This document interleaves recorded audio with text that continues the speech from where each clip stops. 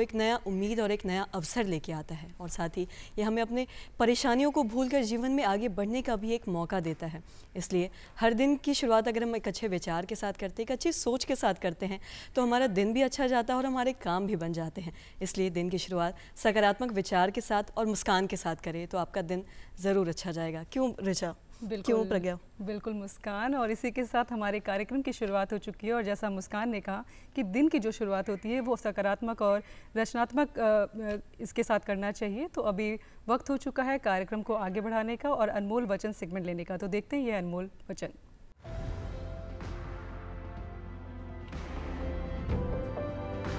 महान सपने देखने वालों के महान सपने हमेशा पूरे होते हैं। Doctor APJ Abdul Kalam.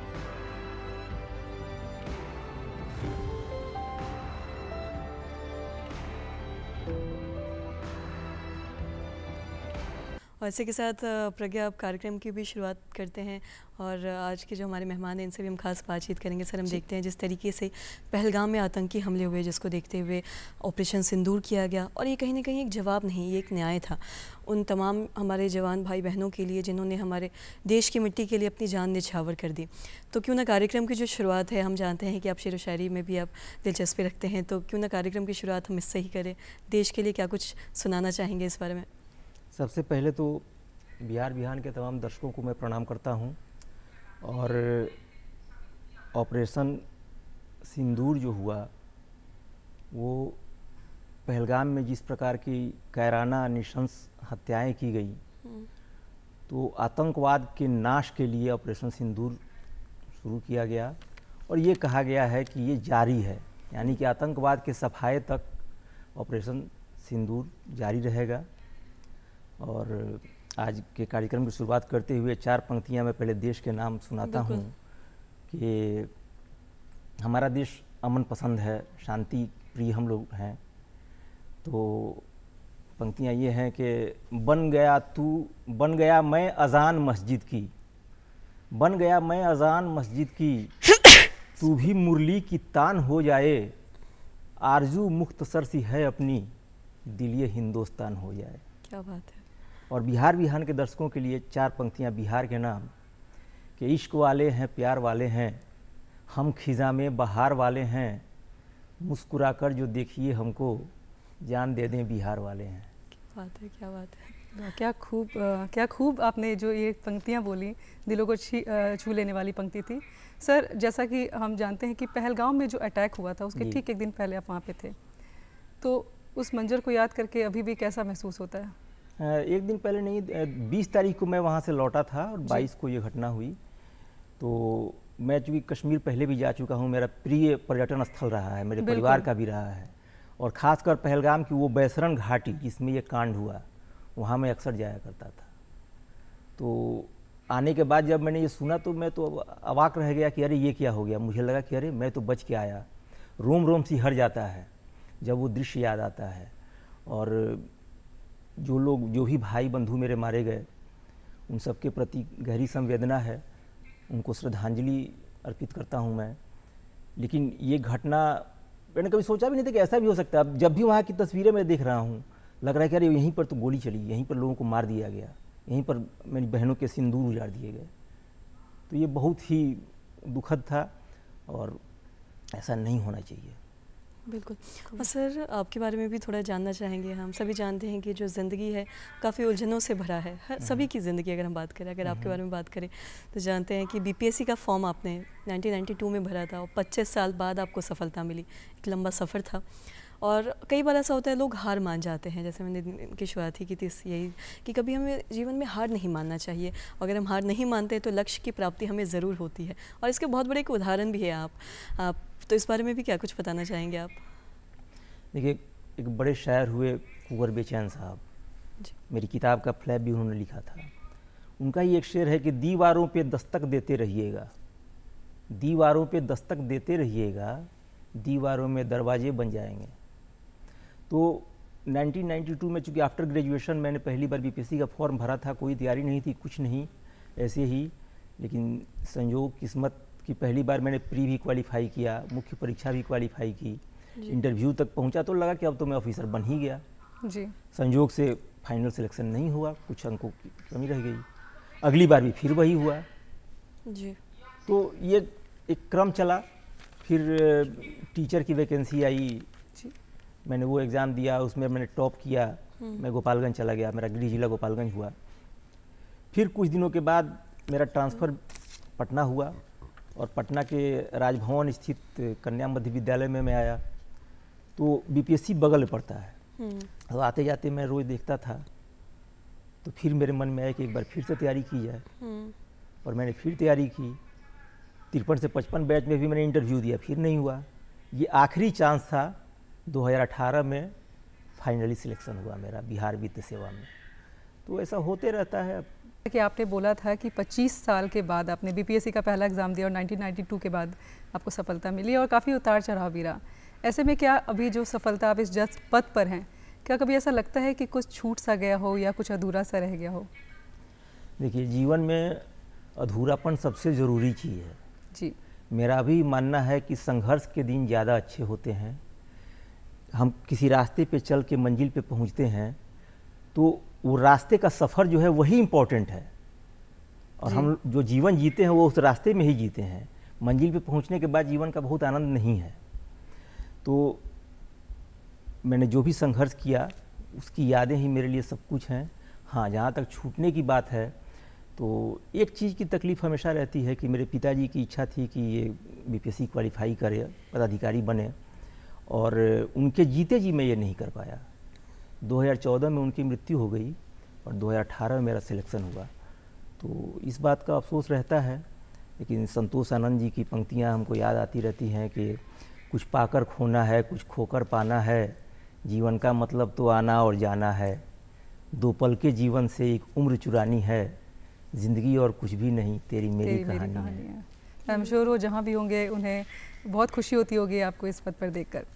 जी। तो वैसे जिस तरीके से आप शायरी कर रहे हैं, हम ये भी जानते हैं कि आपको कविताओं में बहुत शौक़ है, और साथ ही आपने कई किताबें भी लिखी हैं और शायरी भी आप करते हैं, जो हमने सुना भी।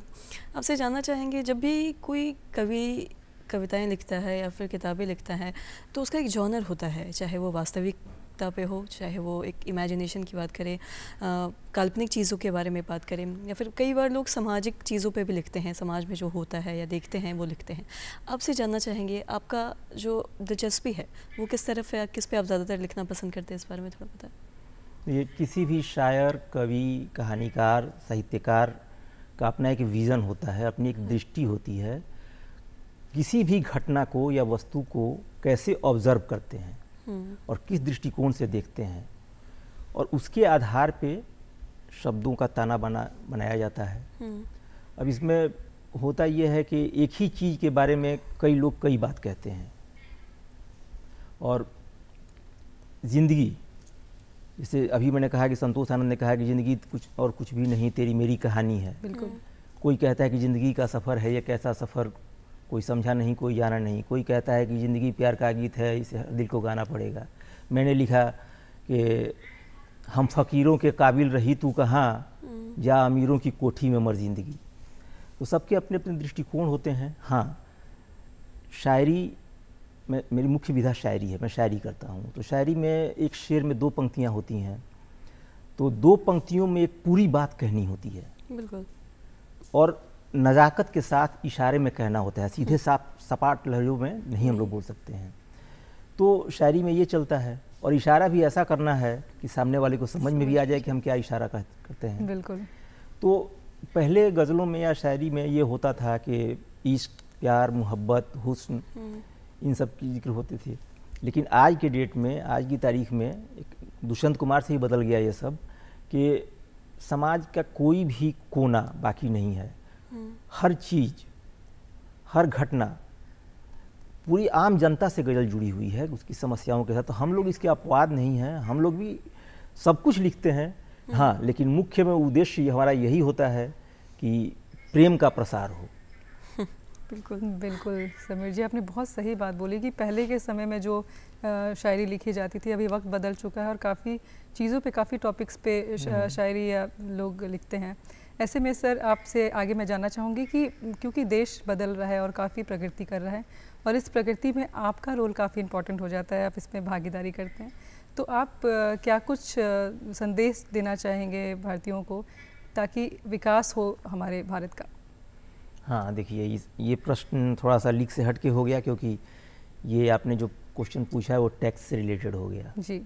तो एक टैक्स एडमिनिस्ट्रेटर के रूप में मैं काम कर रहा हूँ। और टैक्स कर क्या है? कर एक अनिवार्य शुल्क या अंशदान है जो सरकार हमको सेवा उपलब्ध कराती है जी। किसी भी प्रकार की, हम रोड पे चलते हैं तो रोड सरकार ने बनवाया है, तो किसी प्रकार की सरकार अगर सेवा हमको उपलब्ध करा रही है तो उसके खर्च में, उसके लागत को कवर करने के लिए वो जनता से या व्यवसायियों से या व्यवसाय से वो वसूला जाता है। और ये एक अनिवार्य चीज़ है और इसके बिना विकास की कल्पना नहीं की जा सकती है। बिल्कुल। यानी कि विकास के लिए टैक्स सबसे ज़रूरी चीज़ है और मेरा ये मानना है कि हर व्यक्ति को ससमय टैक्स का भुगतान करना चाहिए। इसके लिए हम लोग खड़े हैं सहयोग करने के लिए। किसी प्रकार की परेशानी हो तो हम लोग हैं, सुविधा केंद्र खोले गए हैं, बहुत सारी व्यवस्थाएं हैं। लेकिन टैक्स अगर कोई चोरी कर रहा है तो वो राष्ट्र हित में नहीं है, राज्य हित में नहीं है, वो एक अपराध है। बिल्कुल सही। कहीं ना कहीं देश की प्रगति के लिए टैक्स भरना सभी का बहुत ज़रूरी है। और साथ ही कई बार ऐसा भी देखा जाता है कि लोग टैक्स नहीं भरते हैं या फिर लोगों को इसकी जानकारी भी नहीं होती है। तो इसकी जानकारी होना और देश की प्रगति के लिए सभी का टैक्स भरना कितना ज़रूरी आप समझते हैं, चाहे वो कोई हो? खासकर इसमें एक लिमिटेशंस भी है कि इतने लोग को ही है जो टैक्स भरना है। तो इस बारे में भी कई प्रकार के होते हैं ना। टैक्स इनडायरेक्ट है, डायरेक्ट है, इनकम टैक्स अलग है, मैं जीएसटी में हूँ। तो टैक्स तो ज़रूरी है ही, वो तो जो भी टैक्स के दायरे में आते हैं और सरकार द्वारा निर्धारित टैक्स उनको भरना है और भरेंगे तो ही विकास होगा, डेवलपमेंट होगा। और निश्चित रूप से लोग भर भी रहे हैं, तभी तो हम लोग हर साल देख रहे हैं कि हमारी कर वसूली बहुत ज़्यादा बढ़ती जा रही है। जीएसटी का कलेक्शन, रिकॉर्ड कलेक्शन होता है हमारे यहाँ, इनकम टैक्स का रिकॉर्ड कलेक्शन हो रहा है। तो निश्चित रूप से लोग जागरूक हैं और कहीं कहीं अगर जागरूकता की कमी है तो हम लोग उनको जागरूक करने का प्रयास कर रहे हैं। और आजकल तो इंटरनेट का ज़माना है, मोबाइल का ज़माना है, घर घर में लोग अमेरिका की बातें जान रहे हैं, तो टैक्स के बारे में कैसे नहीं जानेंगे? सब कुछ जान रहे हैं, सब कुछ जान रहे हैं। तो ऐसे में अगर बिहार की बात की जाए तो बिहार में करों के जो स्ट्रीमलाइन उसको करना कितना चैलेंजिंग होता है? नहीं, चैलेंजिंग तो है ही जी, लेकिन अब काफ़ी कुछ लाइन में आ गया है। पहले चूँकि जीएसटी 2017 में आया था तो नया था, तो लोगों को इसकी जानकारी कम थी, लेकिन धीरे धीरे अब हम लोग सही रास्ते पे आ चुके हैं और अच्छा कलेक्शन हो रहा है। बिल्कुल जी, आगे भी होता रहेगा जी। और साथ ही सर हम जानते हैं कि कविताओं से और लिखनी से आपको एक अलग ही दिलचस्पी है, तो हम जैसा कि जानते हैं कि ऑपरेशन सिंदूर भी जिस तरीके से किया गया, तो उनके लिए या फिर कुछ ऐसा कोई कविता जो आप हमारे दर्शकों को सुनाना चाहें, हमारे व्यूवर्स को बताना चाहें, तो हम ज़रूर सुनना चाहेंगे। चलिए, ऑपरेशन सिंदूर सेना के जवानों ने एक बहुत ही हम लोगों का हौसला बढ़ाने वाला काम किया। हमें गर्व है अपने हिंदुस्तान पर, हिंदुस्तान की सेना पर। तो अपनी गज़ल की कुछ पंक्तियां मैं इस बार तरन्नुम में सुनाना चाहूँगा। बिल्कुल, सिर्फ उसके लिए, अपने सैनिकों को सलाम करते हुए, शहीदों को सलाम करते हुए। मौत से भी रुकेगा न ये कारवां, मौत से भी रुकेगा न ये कारवां, दिल से आवाज आएगी हिंदोस्तां। मेरे प्यारे वतन, ऐ दुलारे वतन, जान तुझ पर लुटाएं मजा आएगा। कर शहीदों की कुर्बानियों को नमन, रंग बसंती लगाएं मजा आएगा।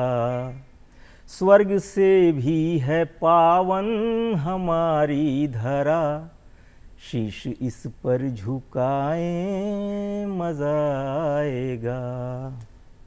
बहुत खूबसूरत समीर जी। और ये दर्शाता है मुस्कान की ये सिर्फ इन्होंने बोला कि सिर्फ शायर हैं, सिर्फ शायर नहीं, हमें लगता है कि ये सिंगर भी हैं, क्योंकि काफ़ी अच्छा आपने गाया जी। आप लिखते भी हैं और आपने काफ़ी किताबें भी लिखी हैं। लिखते समय क्या कुछ मतलब क्या महसूस होता है, कैसे करीब से देख पाते हैं ज़िंदगी को? अभी तो मैंने बताया कि ज़िंदगी को देखने का अपना अपना नज़रिया होता है जी। तो लिखने के लिए हम लोग कोई ये फैक्ट्री तो है नहीं कि कच्चा माल डाला उसमें से प्रोडक्ट निकल गया, तो ऐसा कुछ है नहीं। उन लोगों के लिए, क्योंकि काफ़ी लोग लिखना चाहते हैं और उनको मार्गदर्शन नहीं मिल पाता, ऐसे में क्योंकि आपको एक्सपीरियंस भी रहा और इस क्षेत्र में आपका लगाव भी काफ़ी ज़्यादा है, तो उन लोगों के लिए क्या कुछ टिप्स देना चाहेंगे कि कैसे वो इसमें और सुधार करके और अच्छा कर सकते हैं? नहीं तो लेखनी में, साहित्य में 2 पार्ट होते हैं, एक होता है शिल्प जी और एक होता है भाव जी। तो शिल्प सीखा जाता है, बिल्कुल। और भाव अंदर से आता है। भाव हम सीख नहीं सकते हैं, किसी चीज़ के बारे में सोचने का नज़रिया हम किसी से सीख नहीं सकते, वो तो हमारे अंदर से आता है। हाँ, शिल्प सीख सकते हैं, किस विधा में आप लिखते हैं उस पर ध्यान देने की ज़रूरत है। हर विधा का अपना अपना शिल्प होता है। जैसे मैं गज़ल पर काम करता हूँ तो गज़ल का शिल्प है, मैंने बाकायदा सीखा भी है। मैंने तो उर्दू सीखा।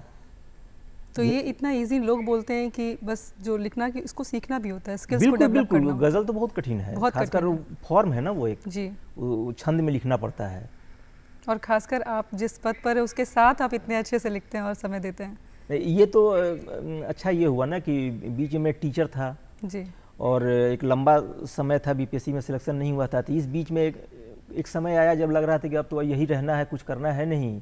और तब तक सोशल मीडिया आया। लिखने का शौक़ पहले से था, सोशल मीडिया आया, बस मैं इसमें ज़्यादा सक्रिय हो गया। उसी समय मेरी किताबें सब आ गई, तो एक मौका मिला मुझे। मतलब पहले से था, बस एक मौके की देर थी। हाँ, और अब थोड़ा सा कम हो गया है, समय कम मिलता है। और साथ ही आपके थोड़े निजी ज़िंदगी के बारे में भी हम जानना चाहेंगे। काफ़ी चीज़ों के बारे में हमने सुना भी, जाना भी। थोड़ा आपके निजी ज़िंदगी के बारे में जानना चाहेंगे, कहाँ से आप ताल्लुक़ रखते हैं, जो आपकी शुरुआती शिक्षा दीक्षा है वो सारी कहाँ से हुई, घर परिवार के बारे में क्या कुछ कहना चाहेंगे या बताना चाहेंगे, थोड़ा इस बारे में भी बताएं। जी, मेरा घर गोपालगंज ज़िले के हथुआ अनुमंडल के एक छोटे से गाँव भरतपुरा में है, और मेरे पिताजी वहाँ एक डॉक्टर राजेंद्र प्रसाद उच्च विद्यालय है, जिसका पहले नाम था ईडन उच्च विद्यालय, उसमें प्रधानाध्यापक थे। और वहीं से मैं आता हूँ। मैं बिल्कुल ग्रामीण परिवेश से आता हूँ। घर में गाय वाय थी, गाय का दूध दूहना, उसको चारा खिलाना, मैं खेती करना, वहाँ से मैं आता हूँ। लेकिन हाँ, एक मेरे परिवार में पढ़ाई का माहौल था और शैक्षणिक सांस्कृतिक ज़बरदस्त माहौल था, संगीत का माहौल था। मेरे पिताजी तबला बजाते थे, घर में बैठकी होती थी। मेरे घर में मेरे चाचा वो बिहार यूनिवर्सिटी में प्रोफेसर हुए, फिर वो मंडल यूनिवर्सिटी, बीएन मंडल यूनिवर्सिटी मधेपुरा में वाइस चांसलर हुए। तो पूरे परिवार में फिर एक प्रशासनिक दौर चला कि मेरे घर में कई लोग प्रशासनिक पदाधिकारी बने। वहीं से मुझे भी प्रेरणा मिली कि मुझे इधर आना है। तो आपकी ज़िंदगी हमें समझाती है, हम सबको एक मार्गदर्शन दिखाती है कि किस तरीके से मेहनत करके इंसान को आगे बढ़ना चाहिए और सही समय, सही वक्त जो रहता है उसको आपने यूटिलाइज़ किया अच्छी चीज़ों पे। ऐसे में जाते जाते मैं चाहूँगी कि आप हमारे दर्शकों को एक लास्ट मैसेज दें, जो आज भटकाव है आज की युवाओं में खासकर, उनको क्या कुछ मैसेज देना चाहेंगे? हमको जो अच्छा लगे वो करें, सबसे पहली बात जी, किंतु उसमें एक प्रतिबंध है कि किसी को नुकसान पहुँचा के नहीं। जो अच्छा लगे वो करें, लेकिन किसी को नुकसान न पहुंचाएं, पहली बात। दूसरी बात, हमें हमारे शरीर में बहुत ऊर्जा है, हम कभी भी निराश ना हों। हम कुछ भी कर सकते हैं, हमारे पास इतनी क्षमता है कि हम कुछ भी कर सकते हैं। बस दृढ़ संकल्प होना चाहिए, हौसला होना चाहिए, और ये सोचना है कि हम स्वहित के साथ साथ अपने परिवार के हित, राज्य के हित, देश के हित, पूरी मानवता के हित में कार्य करें। और 4 पंक्तियाँ फिर मैं सुनाऊंगा कि आती हैं जब भी मुश्किलें, जाते हैं हम निखर। मुश्किलों से हम नहीं घबराते हैं। आती हैं जब भी मुश्किलें, जाते हैं हम निखर। हिम्मत हमारी दोस्त है, मेहनत है हम सफ़र। अपने लहू से लिखेंगे इतिहास एक नया, अपने लहू से लिखेंगे इतिहास एक नया। दिल में है जब बिहार तो किस बात का है डर। क्या बात है समीर जी, बहुत खूब, आपने बहुत ही खूबसूरती से इस पंक्ति को बताया। इसी के साथ आज हम आपको धन्यवाद कहते हैं कि आप बिहार में आए और इतना समय दिया। बिल्कुल सर, आप हमारे इस कार्यक्रम में आए, कीमती आपने वक्त दिया अपना, तमाम चीज़ों पे हमने बातचीत भी की, साथ ही आपकी शायरियाँ भी सुनी हमने, कविताओं के बारे में भी जाना। इसके लिए तहे दिल से सर आपको शुक्रिया। धन्यवाद सर। तो वक्त हो चला है आपसे अलविदा लेने का, और जैसा कि जाने से पहले हम आपसे रिक्वेस्ट करते हैं, ये गुजारिश करते हैं कि आप हमें खत भेजें जिससे हम ये जान सके कि आपको आज का ये हमारा कार्यक्रम कैसा लगा। तो दर्शकों फटाफट उठाए पेन कॉपी और नोट करें हमारा पता है कार्यक्रम बिहार निदेशक TD बिहार दूरदर्शन केंद्र पटना फ्रेजर रोड, साथ ही हमारा पिन कोड है 8000001 और हमारा ईमेल ID है director.ddk.patna@gmail.com। तो दर्शकों हमारा आज का कार्यक्रम यहीं पे समाप्त होता है। मिलेंगे अगले अंक में। फिलहाल मुझे और मुस्कान और पूरे बिहार की टीम को दीजिए इजाज़त। नमस्कार।